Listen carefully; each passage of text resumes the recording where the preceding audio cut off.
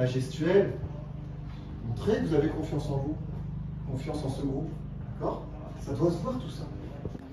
Vendée! Ouais! Vendée! Ouais! C'est de préparer les joueurs, l'équipe, à être capable de performer sur le tournoi de Montaigu. Donc voilà, aujourd'hui on est très satisfait d'avoir rivalisé dans le contenu avec la sélection des Pays de Loire. Notre projet de jeu se met en place avec voilà, une structure défensive qui est plutôt intéressante, capable de maîtriser, de contrarier l'adversaire dans l'utilisation du ballon. Puis sur le plan offensif, voilà, on a cette recherche de la maîtrise. Maintenant, on ne fait pas suffisamment mal pour pouvoir se créer plus d'occasions et pouvoir marquer plus de buts. Qu'est-ce qui représente ce mondial de Montaigu pour une sélection moderne, pour des jeunes joueurs? C'est un challenge, une opportunité, c'est quoi? C'est un privilège? Oui, un peu tout ça? Il y a un peu de tout, en effet. En tout cas, nous, c'est une vraie opportunité de leur offrir une expérience de haut niveau. Aujourd'hui, on n'a pas de club élite sur le département. Des joueurs qui évoluent sur une pratique régionale, donc ils ne sont pas confrontés aux meilleurs de leur catégorie. Donc là, c'est une possibilité, voilà, d'aller titiller les meilleurs des clubs de centres de formation, clubs professionnels, et puis de se situer individuellement, collectivement. Voilà, ça permet de situer un petit peu le niveau de notre football élite départemental. Et souvent, depuis quelques années, ça prouve qu'on forme des bons joueurs vendéens.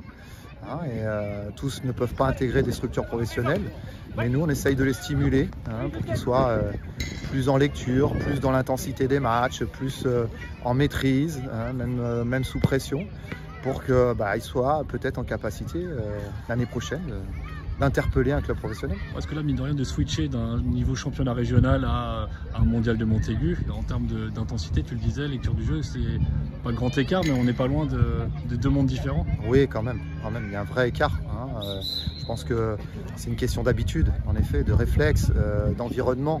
Aujourd'hui, leurs environnements ne sont pas assez stimulants sur ces caractéristiques d'intensité, de maîtrise et de lecture rapide des situations. Donc nous, on essaye de les amener à ça avec beaucoup d'exigence. Aujourd'hui, de la bienveillance, parce qu'ils ont réussi vraiment, et de la valorisation, parce qu'ils ont réussi vraiment à nous montrer qu'ils étaient capables d'élever leur niveau. Voilà. Mais il faudra faire encore plus sur le tournoi de Montaigu pour pouvoir plus que rivaliser.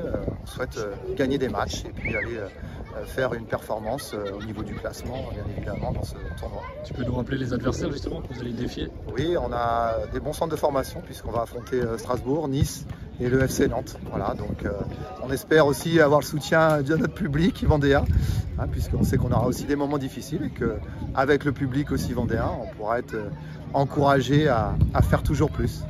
Écoute, merci. Puis on se retrouve là-bas avec un groupe un peu plus restreint qu'aujourd'hui, effectivement. Voilà, tout à fait. 24 joueurs encore aujourd'hui.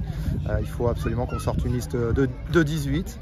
Voilà, on aura des déçus certainement, mais j'espère que pour les heureux, ça sera l'occasion d'être pas que spectateur d'un tournoi de haut niveau, mais très acteur pour essayer d'augmenter leurs compétences et leur capacité à jouer à haut niveau.